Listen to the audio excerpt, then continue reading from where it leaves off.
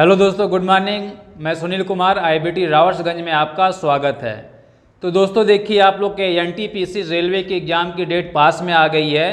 तो इसी क्रम में जो है कि हम लोग क्वेश्चन का सीरीज लेकर के इस क्रम को हम लोग आगे बढ़ेंगे।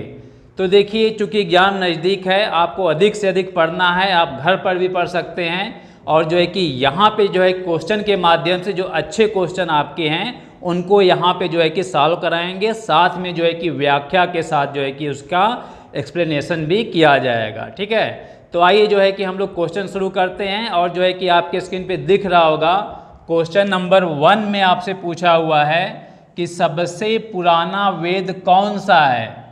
तो देखिए, आसान क्वेश्चन है। अगर आपने जो है कि टॉपिक को पढ़ा हुआ है तो आप बड़े ही आसानी से इस क्वेश्चन का आंसर आप लोग दे सकते हैं।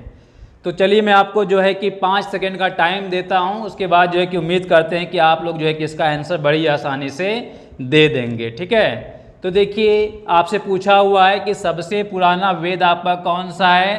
तो इसमें आपका आंसर हो जाएगा ऋग्वेद। ठीक है, कई बार जो है कि ये क्वेश्चन आपके जो है कि एग्जाम में पूछा हुआ है। ऐसा नहीं है कि केवल ये आपके एनटीपीसी रेलवे के लिए महत्वपूर्ण है, ये आपके जो है कि आने वाले सभी कॉम्पिटिटिव एग्जाम के लिए जो है कि इस पैटर्न पे आपके एग्जाम में क्वेश्चन बन करके आते हैं। तो आइए इसके बाद इसकी व्याख्या को भी हम लोग जो है कि यहाँ पे देख लेते हैं। तो दोस्तों देखिए, आपके स्क्रीन पे दिख रहा होगा कि वैदिक काल में वेदों की संख्या 4 है, जिसमें पहला आपका ऋग्वेद हो जाएगा, दूसरा आपका सामवेद हो जाएगा, तीसरा आपका यजुर्वेद और चौथा आपका अथर्ववेद। और देखिए, अगर जो है कि इसमें बात करते हैं तो इसमें सबसे प्राचीन वेद आपका ऋग्वेद है। और ऋग्वेद में आपके कुल जो आपकी 1028 सूक्तियाँ या फिर आपकी ऋचाएँ होती हैं। और देखिए, अगर ऋग्वेद की बात करते हैं तो ऋग्वेद में जो है कि प्रार्थनाओं को प्रधानता दी गई है। वहीं आपके जो यजुर्वेद हैं इसमें कर्मकांड को प्रधानता दी गई है। इसके बाद जो आपके सामवेद हैं इसमें संगीत को प्रधानता दी गई है। और आपका जो अथर्ववेद है इसमें तंत्र मंत्र और वशीकरण को जो है कि प्रमुखता आपकी दी गई है। इसके बाद देखिए दोस्तों, आपके स्क्रीन पे दिख रहा होगा, क्वेश्चन नंबर 2 में आपसे पूछा हुआ है नचिकेता और यम का संवाद किस उपनिषद से प्राप्त होता है। तो यहाँ पे आपको बताना आपको है कि जो नचिकेता और यम का जो आपका जो है कि संवाद होता है किस उपनिषद से ये प्राप्त होता है। तो चलिए, उम्मीद करते हैं आप लोगों ने इसका आंसर दे दिया होगा। तो देखिए, इस क्वेश्चन नंबर 2 का आंसर आपका क्या हो जाएगा, कठोपनिषद से जो है कि आपका प्राप्त होता है। ठीक है, और इसके बारे में जो है कि अभी हम लोग जो है कि इसकी व्याख्या भी जो है कि अभी आपके स्क्रीन पे दिख रहा हो। तो देखिए दोस्तों, जो कठोपनिषद है इसमें यम अर्थात आपके यमराज साहब और नचिकेता के संवाद का उल्लेख हमें जो है कि प्राप्त होता है, जिसमें जो कि यम साहब आपके जो हैं इन्होंने नचिकेता को ये उपदेश दिया था कि आत्मा का ना तो कभी जन्म होता है न इसे कभी मृत्यु होती है। इसके बाद देखिए, अगर बात करते हैं तो एक्चुअली में आपकी जो नचिकेता रहती है इनके मन में कई सवाल आपके उत्पन्न होते रहते हैं कि एक्चुअली में मृत्यु के बाद जो है कि होता क्या है। तो इस संदर्भ में जो नचिकेता ने जो है कि यम से जो है कि कुछ संवाद आपके किए हुए थे। इसके बाद देखिए दोस्तों, क्वेश्चन नंबर 3 में आपसे पूछा हुआ है कि कौन सा अनुच्छेद अस्पृश्यता का अंत करता है।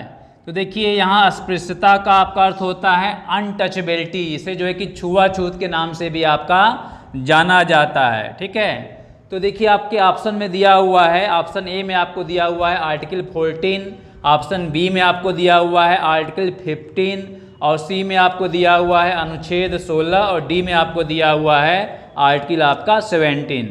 तो आपको बताना है कि किस आर्टिकल या अनुच्छेद के अंतर्गत जो है कि एबोलिशन का जो है कि आपका अनटचेबिलिटी को समाप्त करने की बात आपकी की गई है। तो देखिए, उम्मीद करते हैं आपने जो है कि इस क्वेश्चन का आंसर आपने दे दिया होगा। आसान क्वेश्चन है। तो देखिए, इसका आंसर आपका डी वाला हो जाएगा। आर्टिकल जो है 17 के अंतर्गत जो है कि अस्पृश्यता के अंत की बात की गई है। तो देखिए, बाकी अनुच्छेद के बारे में भी हम लोग जो है कि जान लेते हैं।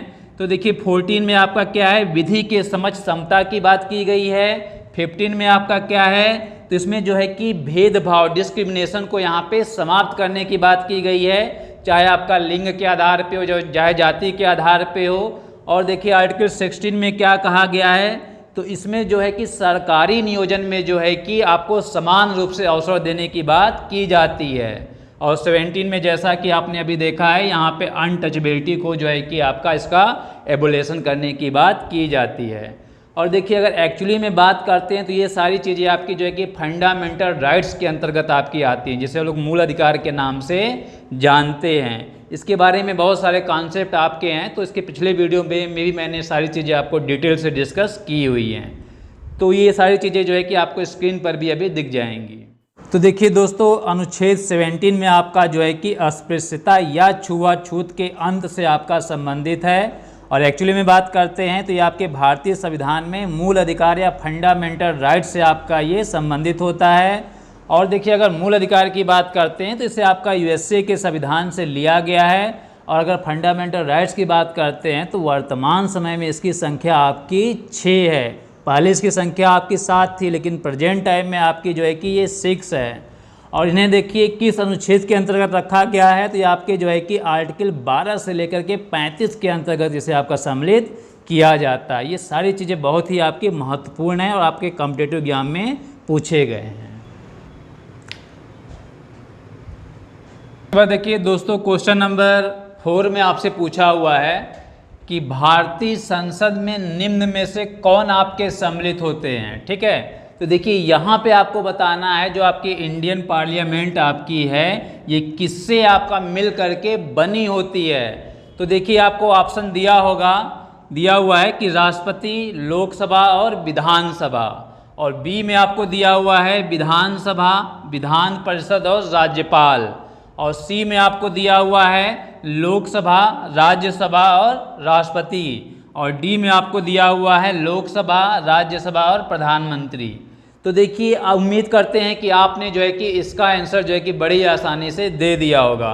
तो देखिए इसका आपका राइट आंसर क्या हो जाएगा, जो हमारी संसद होती है ये आपका लोकसभा, राज्यसभा और प्रेसिडेंट से मिलकर के बनी होती है। तो इसका आंसर आपका सी वाला हो जाएगा, लोकसभा, राज्यसभा और राष्ट्रपति के द्वारा हमारी संसद बनी होती है। एक्चुअली में देखिए बात करते हैं तो इसे समझने के लिए हमें जो है कि संविधान के जो है कि महत्वपूर्ण टॉपिक को देखना पड़ेगा।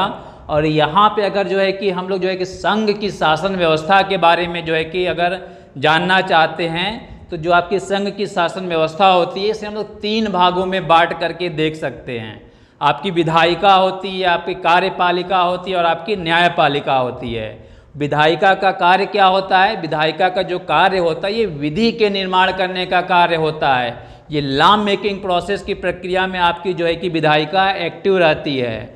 और हमारी जो है कि विधायिका जो है कि आपकी मिली किससे मिलकर के बनी होती है, तो ये हमारी जो है कि लोकसभा, राज्यसभा और जो है कि आपके प्रेसिडेंट साहब से मिलकर के बनी होती है। ठीक है, डिटेल में आपका ये कॉन्सेप्ट है, जब हम लोग टॉपिक पे आएंगे तो उसको भी जो है कि आपका अलग से डिस्कस कर दिया जाएगा। तो यहाँ पे जो है कि आपसे पूछा हुआ है कि आपकी जो इंडियन पार्लियामेंट है ये किससे मिलकर के बनी होती है, तो लोकसभा, राज्यसभा और राष्ट्रपति के द्वारा मिलकर के बनी होती है। इसके बाद देखिए अगर वहीं आपसे जो है क्वेश्चन ऐसे पूछा होता कि हमारी जो विधान मंडल होता है, ठीक है, जिसे हम लोग जो है कि लेजिस्लेचर बोलते हैं, विधान मंडल। तो देखिए जो हमारा विधान मंडल होता है, अगर आपसे क्वेश्चन ये पूछा हुआ है कि किससे मिलकर के बना होता है, तब आपका यहाँ पे आंसर क्या हो जाता, आपका हो जाता विधानसभा, विधान परिषद और गवर्नर। ठीक है, दोनों में अंतर है। अगर संसद की बात करता है तो संसद हमारी लोकसभा, राज्यसभा और राष्ट्रपति से मिलकर के बनी होती है। वहीं अगर विधान मंडल की बात करता है जो कि राज्यों में आपके होते हैं, तो ये आपकी विधानसभा, विधान परिषद और राज्यपाल के माध्यम से मिलकर के बनी होती है। तो उम्मीद करते हैं ये सारी चीज़ें, सारे कॉन्सेप्ट आपको जो है कि क्वेश्चन के माध्यम से समझ में अच्छे से आए होंगे। इसके बाद देखिए दोस्तों, क्वेश्चन नंबर 5 में आपसे पूछा हुआ है कि कौन सी मिट्टी आपकी कपास की खेती के लिए उपयुक्त होती है। तो देखिए आपको बताना है जो आपके जो कपास की खेती के लिए कौन सी आपकी जो है कि मृदा या फिर मिट्टी आपकी उपयुक्त मानी जाती है। ऑप्शन आपको ए में दिया हुआ है लाल मिट्टी, बी में दिया है जलोढ़ मिट्टी और सी में दिया हुआ है काली मिट्टी और डी में आपको दिया हुआ है लैटराइट मिट्टी। तो उम्मीद करते हैं कि आपने इसका आंसर बड़ी आसानी से दे दिया होगा। तो देखिए जो आपकी कपास की जो आपकी खेती के लिए सबसे उपयुक्त मिट्टी आपकी कौन सी होती है, काली जो है कि मिट्टी आपकी उपयुक्त होती है। इसे रेगुर मृदा के नाम से भी आपका ये जाना जाता है, ठीक है। और इसमें जो है कि जल धारण करने की क्षमता आपकी सर्वाधिक होती है, और इसके बारे में जो है कि अभी जो आपके स्क्रीन पे जो है कि डिटेल में दिख रहा होगा। तो देखिए दोस्तों, जो काली मिट्टी आपकी होती है इसे स्थानीय भाषा में रेगुर या फिर आपके कपास जो है मिट्टी के नाम से, या फिर इसे जो है कि उष्णकटिबंधीय चरनोजम के नाम से जाना जाता है। और देखिए अगर एक्चुअली में बात करते हैं तो ये भारत में आपकी जो मिट्टी होती है ये आपका मुख्यतः महाराष्ट्र, पश्चिमी मध्य प्रदेश, गुजरात और इत्यादि स्थानों पे आपकी पाई जाती है। और ये आपकी जो है कि लगभग 5 लाख वर्ग किलोमीटर के क्षेत्र में आपकी ये पाई जाती है। और वहीं अगर बात करते हैं तो आपकी जो काली मिट्टी होती है इसमें जल धारण करने की क्षमता आपकी सर्वाधिक होती है, ठीक है। देखिए और एक्चुअली में बात करते हैं तो ये मिट्टी आपकी होती है, ये भीगने पे आपकी ये ठोस एवं चिपचिपी हो जाती है, और जब ये आपकी सूखती है या सूखने पे ये आपकी जो है दरार युक्त हो जाती है। इसलिए जो है काली मिट्टी को हम लोग स्वतः जुताई वाली मृदा के नाम से भी जानते हैं।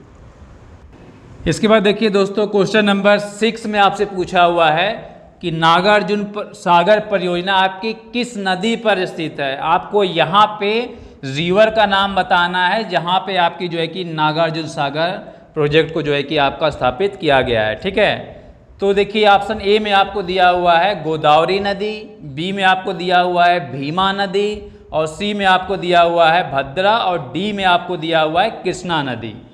तो उम्मीद करते हैं कि आपने जो है कि इस क्वेश्चन का आंसर भी जो है कि आपने बड़े आसानी से दे दिया होगा, ठीक है। तो देखिए जो आपकी नागार्जुन सागर परियोजना है इसका आंसर आपका क्या हो जाएगा, कृष्णा नदी पे ये आपका स्थित होता है। तो देखिए दोस्तों, आपके स्क्रीन पे दिख रहा होगा जो नागार्जुन सागर परियोजना आपकी है ये कृष्णा नदी पे आपका स्थित है।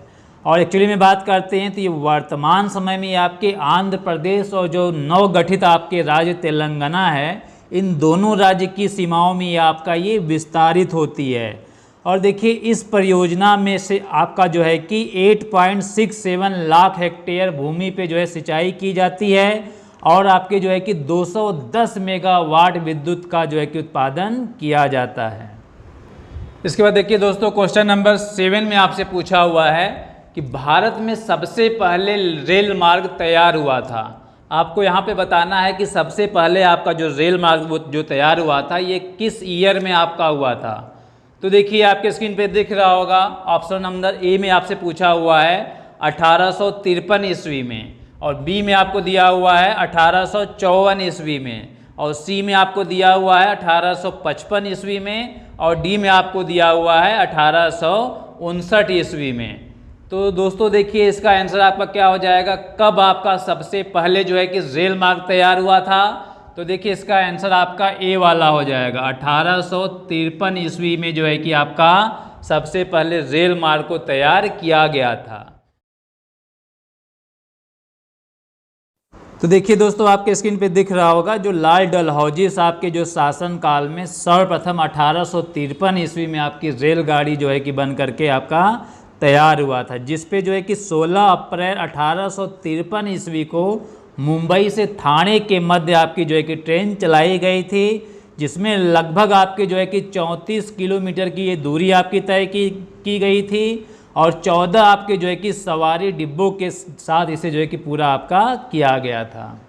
इसके बाद देखिए दोस्तों, क्वेश्चन नंबर 8 में आपसे पूछा हुआ है कि रतौंधी किस विटामिन की कमी के कारण आपका होता है। तो देखिए आपको यहाँ पे रतौंधी के लिए जो है कि विटामिन की कमी का आपका जो है कि नाम बताना है। तो देखिए ऑप्शन ए में आपको दिया हुआ है विटामिन ई की कमी से, बी में आपको दिया हुआ है विटामिन बी की कमी से, और सी ऑप्शन में दिया हुआ है विटामिन सी की कमी से, और डी में आपको दिया हुआ है विटामिन ए की कमी से।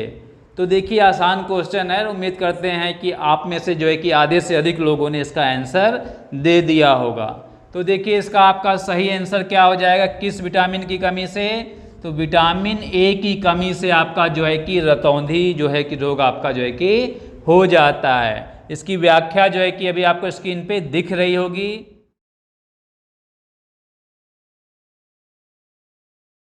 तो देखिए दोस्तों, विटामिन ए की कमी से आपका रतौंधी रोग होता है। और एक्चुअली में बात करते हैं तो इसका विटामिन ए का आपका प्रमुख कार्य क्या होता है, तो ये दृष्टि रंगाओं रोडाप्सिन के संश्लेषण में भाग लेना होता है। और एक्चुअली में जब आपको रतौंधी हो जाती है तो इसे बचने के लिए आपको जो है कि हरी सब्जियों का अधिक से अधिक सेवन करना चाहिए।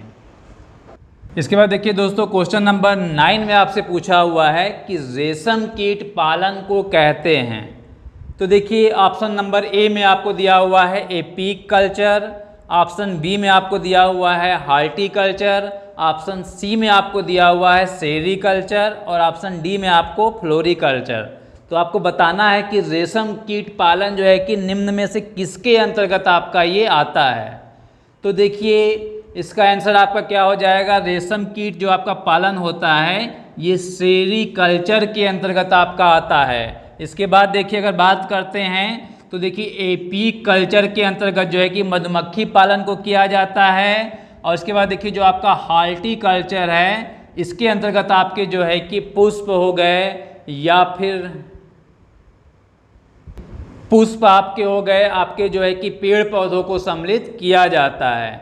इसके बाद देखिए सेरी में तो आपका हो जाएगा रेशम कीट से है। इसके बाद देखिए फ्लोरिकल्चर में आपका जो है कि इसके नाम से लग रहा है फूल, ठीक है, तो इसमें जो है कि फूलों से आपका ये जुड़ा हुआ है। इसके बाद देखिए दोस्तों, क्वेश्चन नंबर 10 में आपसे पूछा हुआ है याहू गूगल आपका क्या है। इसके बाद देखिए ऑप्शन ए में आपको दिया हुआ है कंप्यूटर बैंड है, ऑप्शन बी में आपको दिया हुआ है घड़ियाँ हैं, ऑप्शन सी में आपको दिया हुआ है इंटरनेट साइट्स हैं और डी में आपका दिया हुआ है उपग्रह है। तो देखिए एक्चुअली में बात करते हैं तो याहू और गूगल आपका जो है कि क्या होता है, तो ये देखिए आपका जो है कि इंटरनेट साइट्स आपका ये एक सर्च इंजन होता है जिसके द्वारा जो है कि हम लोग जो है कि कंप्यूटर से जुड़ी हुई जो भी आपकी सूचनाएं हैं उसको हम लोग प्राप्त कर सकते हैं। और जैसा कि हम लोग जो है कि मोबाइल के माध्यम से जो है कि अक्सर इसको करते ही रहते हैं, ठीक है।